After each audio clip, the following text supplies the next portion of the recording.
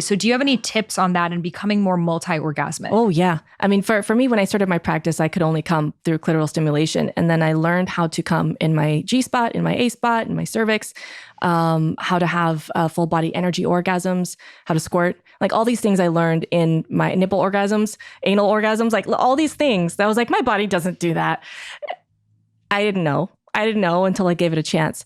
The first time that I had an orgasm during sex, penetrative sex with Ryan, he felt like the man. He was like, oh, I did that with my dick. I was like, yes, teamwork. Like he knew that it wasn't just like, it's me opening up to my pleasure.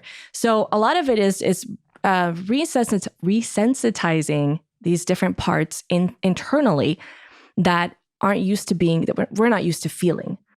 So again, working very slowly and patiently and consistently. That's why I love the pleasure wand.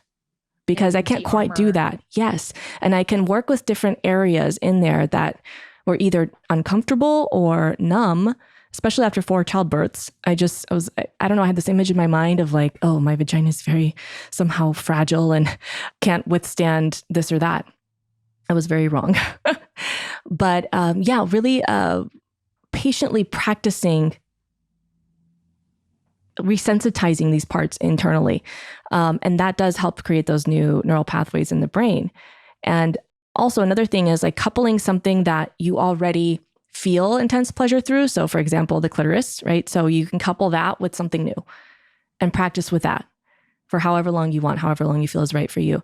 And then that begins to make this association in the brain of like, oh, this feels good in here too. That was kind of a gateway thing for me to internal orgasms. It wasn't just switching straight to penetration. We're tying in the ways that we already experience pleasure and then adding something new and consistently pairing those things together.